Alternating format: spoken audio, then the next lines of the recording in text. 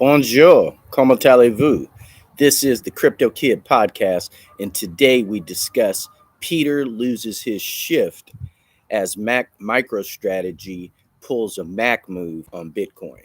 Happy Thursday. No, it's only Tuesday morning. I'm jumping ahead of myself, but happy Tuesday, October 2022, 2024. Okay, October 22nd, 2024. Welcome here. And for those of you guys that don't know, Peter Schiff is a UK economist, and he's quite notable and famous and quite wealthy. And he just loathes Michael Saylor of MicroStrategy.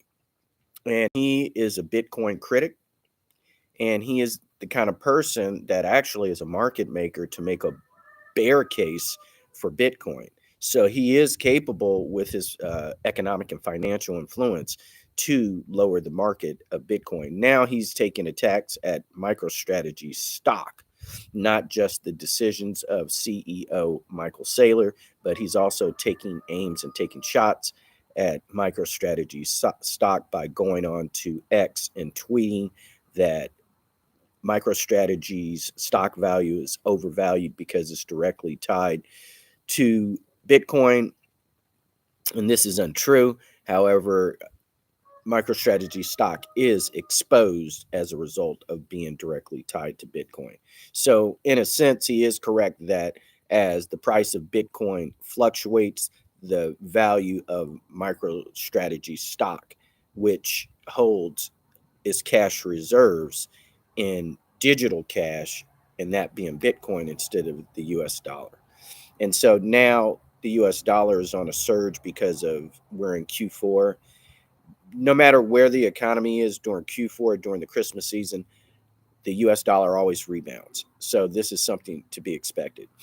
However, at the same time, market sentiment towards Bitcoin is extremely positive, and that is because market sentiment now favors Donald Trump as the next 47th president of the United States of America. And they have a lot of reason to feel that way. I was watching Megyn Kelly earlier on Sky News TV, which is out of Australia. I really liked that podcast of news. And Megyn Kelly was saying that you can look at each campaign and tell which one feels desperate and which one is comfortable. And you look at Donald Trump. Donald Trump is being humorous. He's making jokes about Arnold Palmer. And it was a compliment, making reference to his penis, his personal member. And he was complimenting Arnold Palmer as more of a men's locker room joke compliment. And it wasn't anything vulgar. He wasn't trying to insult Arnold Palmer. He wasn't being rated R or rated X. He was being PG, and he was just being humorous. He's very relaxed. You can see also last week at the A.L. Smith Memorial Dinner, which was a Catholic charity function that is organized by the Archdiocese of New York. And everywhere Donald Trump is going, he's calm, he's relaxed, he's confident, he's humorous. When he was at McDonald's, he didn't change anything up. He just took off his suit jacket. He still had his cufflinks on, his red tie, his business clothing. He didn't change anything of that nature. And he was working at the fry rack, preparing fries, serving them at the drive-through window. And it was just a genius, brilliant move on Donald Trump to mock Kamala Harris by trolling her and mocking her back, because for the last 2 to 3 weeks, Tim Walz and Kamala Harris have been mocking J.D. Vance and Donald Trump by referring to them as weird, by all the criticisms of dementia towards Joe Biden. Now Kamala Harris is trying to portray Donald Trump as tired, as old, as unworthy of being a leader. And these are all the things that pertain to Joe Biden. But the question is that Donald Trump was found innocent of having documents, and Joe Biden was found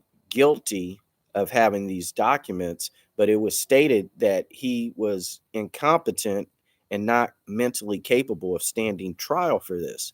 So the question immediately says, well, then, if that is the case, how come Article 25 or Amendment 25 to the U.S. Constitution was not invoked by Kamala Harris? Why did Barack Obama initiate a coup d'etat with Kamala Harris and throw Joe Biden out? Shouldn't he have been removed prior to that? So now we're talking about the credibility of Kamala Harris. And if he's not competent enough and mentally capable enough to stand trial for a crime, why is he allowed to stay in office as the president? And I believe you and I know what the answer is. And that's why there was a coup d'etat. And Joe Biden is most likely bitter at towards Kamala Harris and feels betrayed, and rightfully so, despite the fact that I believe he was not capable of taking office in the first place.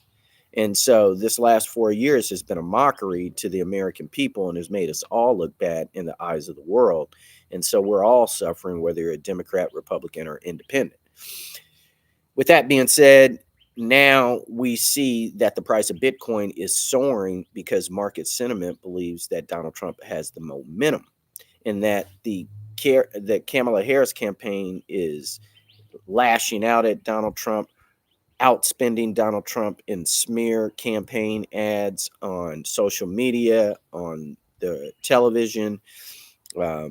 She's taking direct attacks and insults towards Donald Trump. And there's clear anger from her campaign.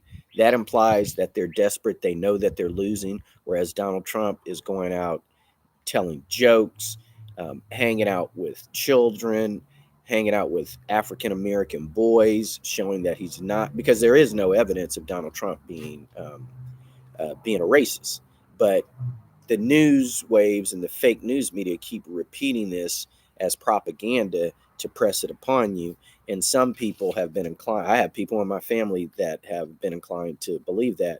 But if you look at Donald Trump with his relationship with Mike Tyson and Herschel Walker, he supported them. He supported Oprah Winfrey when she was just starting her career as a talk show host in the 80s.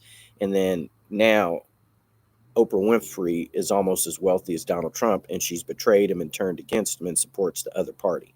And she's a billionaire. So when Kamala Harris says he wants to cut taxes for the billionaire, well, he's doing that to benefit. Well, if he were to do that, Oprah Winfrey would benefit. And The Rock is worth about 600, 800 million.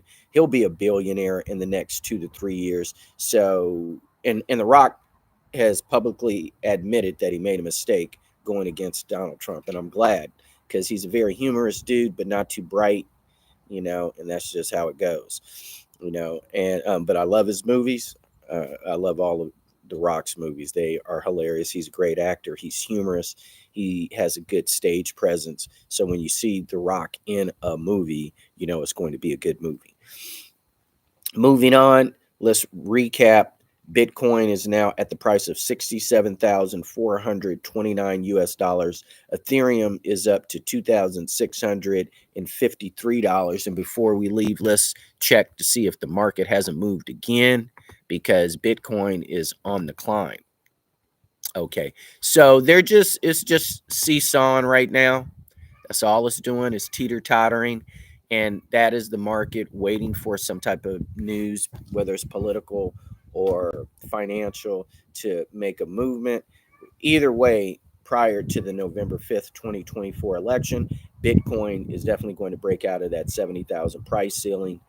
And then with the official announcement, and expect the vote to be drug out 2 to 3 days. So in North Carolina, a place that's been recently flooded by Hurricane Helene, it's a mostly red Republican state. Early voting has already started, and you already see the ballots coming in favor of Donald Trump. So to try to say that North Carolina is in play, no, they're going to have the majority of the ballots turned in and counted within the next week. So if there are any additional votes on election day, it's not going to skew anything in favor of Kamala Harris, because that would raise a lot of suspicion. So North Carolina is not in play, regardless of what the fake news media and what Kamala Harris campaign says. In addition to that, she neglected North Carolina, and FEMA assistance has been slow to go out there. However, other entities have gathered together and with resources to get to the citizens, the residents of North Carolina. So God bless them. I'm very happy for that. Poly Market now has Donald Trump ahead by 32 points. So 8 days ago, Donald Trump was leading in Poly Market polls by 20 points. On Saturday, I checked, Donald Trump was leading 23.7 points. This morning, I checked, Donald Trump was leading 28 points. Now, Donald Trump is leading at a solid 32 points. That's not going to abate. That's not going to abate at all. If anything, Donald Trump is going to gain more. He may gain another 5 points and be at 70% of the vote. This is going to be a landslide victory like we've never seen before. This is going to be like Ronald Reagan against Walter Mondale. This is going to be horrible to watch. Kamala Harris is probably only going to win California. And man, I don't know the way things are going. She might lose that one too. And I'll tell you this. In the future, you cannot count on California being a totally blue state. California is at the least a purple state and is leaning back towards becoming a Republican red state again. So that's good news. Maybe I can return home, right? I can go back home. With that, this is the Crypto Kid signing out. Remember, watch for more market updates. We're going to give you tips on best practices for protecting your crypto wallet, all types of cybersecurity information and education. If you're looking for free education, go to plummeruniversity.com/Bitcoin University. That's PLUMMER University.com/Bitcoin Mastery. And this is the Crypto Kid signing out.